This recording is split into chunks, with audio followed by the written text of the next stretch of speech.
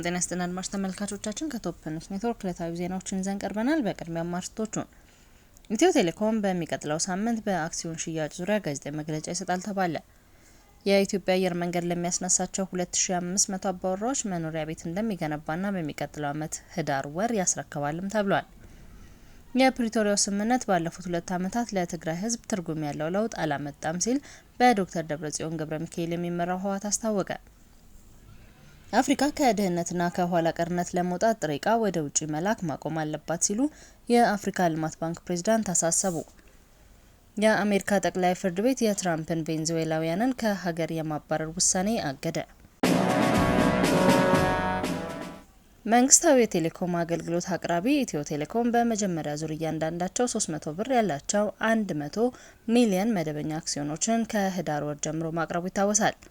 ተቋሙ በሸጣቸው አክሲዮኖች ዙሪያ ለህዝብ ተከታታይ መረጃ ለማድረሱን እና በቀጣይ መርሃ ግብሮች ተብለው በወቅቱ የተቀመጡት ቀናት በማለፋቸው በብዙዎች ዘንድ አግራሞትን እየፈጠረ ይገኛል። በዚህ ዙሪያ በቅርቡ አስተያየታቸውን ያስነበቡት እውቁ የባንክ ባለሙያ አቶ ሙሼ ስሙ ኢትዮ ቴሌኮም ጃንዋሪ 31 2025 ጀምሮ ተቀባይነት ያገኙ አክሲዮን ገዢዎችን እንደሚለይና ተቀባይነት ያላገኙትን አክሲዮኖች ገዢዎች ደግሞ እስከ ኤፕሪል 14 2025 ድረስ ገንዘባቸውን መመለስ እንደሚጀምር መግለጹን አንስተዋል። በዚሁም ዙሪያ ኢትዮ ቴሌኮም ውጤቱን ለህዝቡ የማሳወቂያ ጊዜ መፍጀቱን አምኖ ይህ የተፈጠረው ሂደቱ ለተቋሙ የመጀመሪያው ከመሆኑ ጋር የተገናኘ መሆኑን ጠቅሷል። በቀጣይ ሂደት ዙሪያ ከባለድርሻ ጋር ሰፋ ያለ ውይይት አድርጎ አስፈላጊውን ሁኔታ በተጨማሪም አንዳንድ ዳታዎችን የማጥራት ስራ ላይ ትኩረት አድርገን እየሰራን ነበር በሚል ምላሹን ገልጸዋል።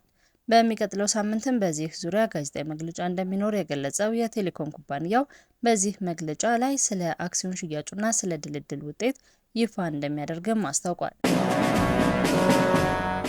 የኢትዮጵያ አየር መንገድ ዋና ስራ አስፈጻሚ አቶ መስፍን ጣሰው የኢትዮጵያ አየር መንገድ ለሚያስነሳቸው 2500 አባወራዎች መኖሪያ ቤት እንደሚገነባና በሚቀጥለው ዓመት ህዳር ወር እንደሚያስረክባቸው እንዲሁም በተመሳሳይ ወር የአውሮፕላን ማረፊያ ግንባታ እንደሚጀመር ተናግረዋል።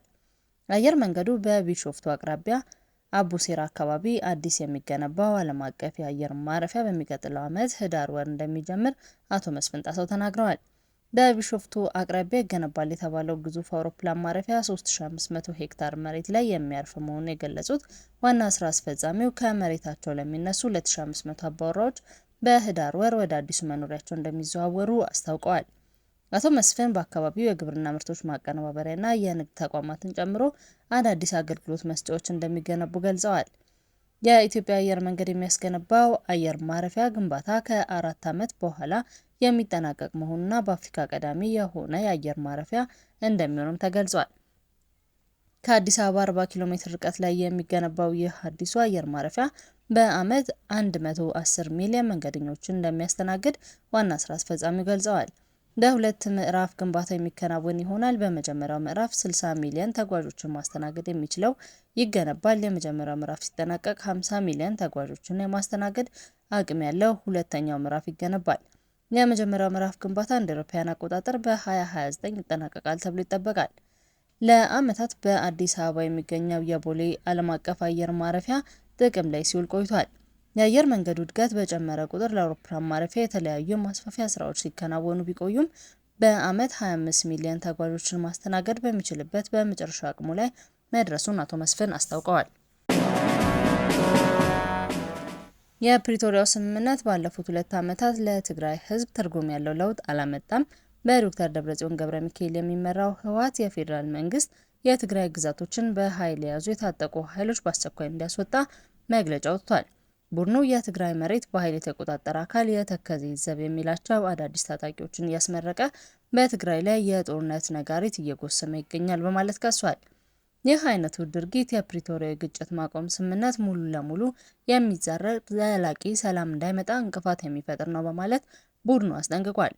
የአፍሪካ ህብረት ፓናል በአፋጣኝ ተሰብስቦ በፕሪቶሪያው ግጭት ማቆም ስምምነት አጠቃላይ አፈጻጸም ላይ እንዲወያይም ቡድኑ ጠይቋል።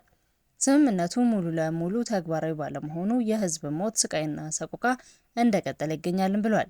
የፕሪቶሪያው ስምምነት ባለፉት 2 ዓመታት ለትግራይ ህዝብ ትርጉም ያለው ለውጥ አላመጣም ያለው ፓርቲው የታጠቁ ኃይሎች በኃይል በያዟቸው የትግራይ ግዛቶች አሁንም ወገኖቻችንን እየተገደሉ፣ እየተፈናቀሉ፣ እየታሰሩና እየተሰቃዩ ይገኛሉ ብሏል። ቡድኑ የፕሪቶሪያው ስምምነት ተደራዳሪዎችና ዓለም አቀፉ ማህበረሰብ ተፈናቃዮች ወደ ቀያቸው እንዲመለሱና አስቸኳይ እርምጃ እንዲወሰድም ጥሪ አድርጓል።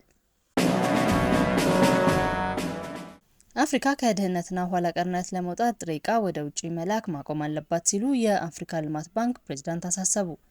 የአፍሪካ ልማት ባንክ ፕሬዝዳንት ዶክተር አኪንውማ አዴሲና አፍሪካ ከድህነትና ከኋላ ቀርነት ለመውጣት ከፈለገች ጥሬ ዕቃዎችን ወደ ውጭ መላክ ማቆም አለባት ሲሉ አሳስበዋል።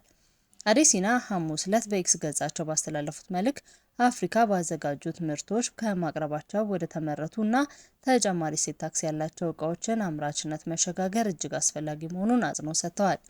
አፍሪካ ጥሬ ዕቃዎቿን ወደ ውጭ መላክ ማቆም አለባት። ጥሬ ዕቃዎችን ወደ ውጭ መላክ የድህነት በር ነው። ተጨማሪ እሴት ታክስ ያላቸው ምርቶችን ወደ ውጭ መላክ ደግሞ ወደ ሀብት የሚያደርስ አውራ ጎዳና ነው ሲሉ ጽፈዋል። እንደ አሜሪካን የንግድ ተወካይ ቢሮ እና ሌሎች ዓለም አቀፍ ተቋማት መረጃዎች እንደሚያሳዩት አፍሪካ ከዓለም የማኑፋክቸሪንግ ምርት ውስጥ ከ2% በታች ብቻ ነው የምትይዘው። ይህ ሁኔታ አፍሪካ በግብርናና በማዕድን ዘርፎች ከፍተኛ የተፈጥሮ ሀብት ባለቤት ብትሆንም በዓለም ኢኮኖሚ ውስጥ ያላት ሚና አነስተኛ እንዲሆን ምክንያት ሆኗል። ፕሬዚዳንት አዴሲና አፍሪካ ጥሬ ዕቃዎችን በማቀነባበር የራሷን ኢንዱስትሪዎች በማሳደግ ለዜጎቿ የስራ ዕድል መፍጠርና የውጭ ምንዛሬ ገቢዋን ማሳደግ እንደምትችልም አስረድተዋል። የዩናይትድ ስቴትስ ጠቅላይ ፍርድ ቤት የፕሬዝዳንት ትራምፕ አስተዳደር የቬንዙዌላ ወሮበሎች ቡድን አባላት ናቸው ብሎ የከሰሳቸውን ሰዎች ከሀገር ማስወጣት እንዲያስቆም አዘዘ። በ18ኛው መቶ ክፍለ ዘመን በጦርነት ጊዜ የወጣ ሕግን መሰረት አድርጎ መንግስት በሰሜን ቴክሳስ አስሯቸው የሚገኙት ቬንዙዌላውያንን ከሀገር ለማባረር ያወጣው እቅድ በመቃወም የዜጎች ነጻነት ቡድን ነው ክሱን የመሰረተው። ቅዳሜ ዕለት ጠቅላይ ፍርድ ቤቱ ተጨማሪ ትዕዛዝ እስኪሰጥ ድረስ ማንኛውም የወንጀል ቡድን አባል ተብሎ የተጠረጠረ እስረኛ ከዩናይትድ ስቴትስ እንዳይወጣ አዟል። ፕሬዚዳንት ዶናልድ ትራምፕ ለዩናይትድ ስቴትስ ፕሬዚዳንት የጠላት ሀገር ተወላጆች ወይም ዜጎች የተለመዱ ሂደቶች ሳይከተሉ እንዲታሰሩና እንዲባረሩ ለማዘዝ የሚያስችል ስልጣን የሚሰጠው የ1798 የውጭ ሀገር ጠላቶች ሕግን በመጥቀስ ነበር ቬንዙዌላውያኑን እንዲያዙና ከሀገር እንዲባረሩ ያዘዙት። ትራምፕ የቬንዙዌላውያንን ትሬን ደ አረጓ የተባለውን የወሮበላ ቡድን በአሜሪካ ግዛት ላይ ወረራ ፈጽሟል፣ ሞክሯልና አስፈራርቷል ሲሉ ከሰዋል። ከ261 ቬንዙዌላውያን ከሚያዝያ ጀምሮ አንስተው አደገኛ ወደሚባል የኤልሳልቫዶር ግዛት እስር ቤት ከተባረሩ 137ቱ በውጭ ሀገር ጠላቶች ሕግ መሰረት ከሀገር የተባረሩ መሆናቸውን አንድ ከፍተኛ አስተዳደር ባለስልጣን በአሜሪካ የዩኤስ አጋር ለሆነው የሲቢኤስ ተናግረዋል። አድማጭ ተመልካቾቻችን ከቶፕ ኒውስ ኔትወርክ ለዕለቱ ያዝናቸው ዜናዎች እነዚህ ነበሩ። መልካም ቆይታ።